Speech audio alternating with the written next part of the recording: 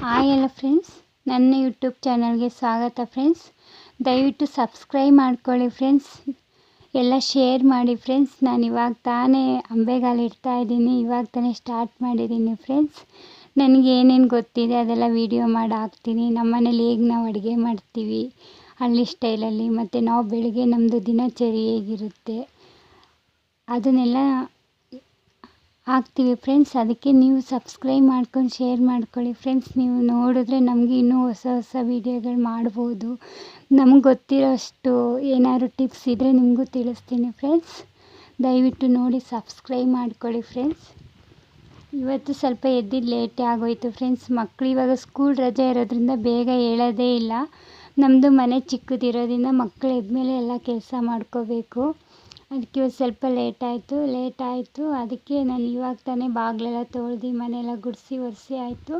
ನಾನು ಫಸ್ಟು ಮನೆ ಮುಂದೆ ಒಂದು ರಂಗೋಲಿ ಹಾಕಬೇಕು, ಆವಾಗಲೇ ನನಗೆ ಸಮಾಧಾನ. ಹಾಕ್ತಾಯಿದ್ದೀನಿ ಫ್ರೆಂಡ್ಸ್, ಒಂದು ಚಿಕ್ಕದಾಗಿ ರಂಗೋಲಿ ಹಾಕ್ತಾಯಿದ್ದೀನಿ ನೋಡಿ ಫ್ರೆಂಡ್ಸ್. ರಂಗೋಲಿ ಹಾಕಿದ ಮೇಲೆ ತರಕಾರಿನೂ ಸ್ವಲ್ಪ ಖಾಲಿ ಆಗಿತ್ತು ಫ್ರೆಂಡ್ಸ್. ಇಲ್ಲದೇ ಅಂಗಡಿಯಲ್ಲೇ ಫ್ರೆಶ್ಶಾಗಿ ಸಿಗುತ್ತೆ, ನಮ್ಮ ಮನೇಲಿ ಫ್ರಿಜ್ ಇಲ್ಲ. ಅದರಿಂದ ನಾನು ಇಲ್ಲೇ ಹೋಗಿ ಒಂದು 2 ದಿನಕ್ಕೆ 3 ದಿನಕ್ಕೆ ಆಗೋಷ್ಟು ತರಕಾರಿ ತೊಗೊಂಬರ್ತೀನಿ. ತೊಗೊಂಬಂದಿದ್ದೀನಿ ತರಕಾರಿನೂ. ನಂಗೆ ಏನು ಬೇಕೋ ಅದೆಲ್ಲ ತೊಗೊಂಬರ್ತೀನಿ ಹೋಗಿ.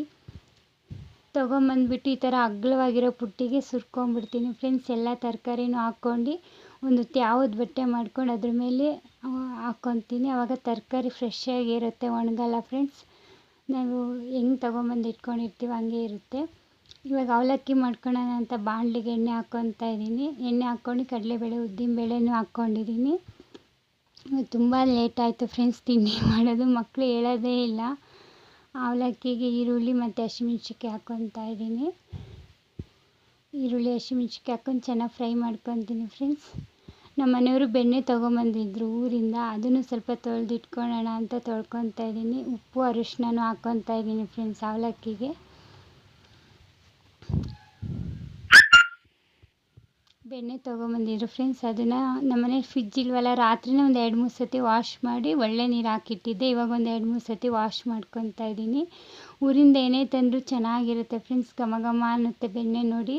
ತೊಳೆದಿಟ್ಕೊಂಡಿದ್ದೀನಿ. ತುಪ್ಪನೂ ಕಾಯಿಸ್ಬೇಕು, ತೋರಿಸ್ತೀನಿ ಫ್ರೆಂಡ್ಸ್. ತುಪ್ಪ ಕಾಯಿಸಾದ್ಮೇಲೆ ನಾನು ಒಂದೇ ವೀಡಿಯೋ ಅಷ್ಟೇ ರೆಸಿಪಿ ಶೇರ್ ಮಾಡಿರೋದು. ತುಪ್ಪದ್ದು ನೆಕ್ಸ್ಟ್ ಯಾವಾಗಾದ್ರೂ ಶೇರ್ ಮಾಡ್ತೀನಿ. ಅವಲಕ್ಕಿನೂ ರೆಡಿ ಆಗ್ತಾಯಿದೆ.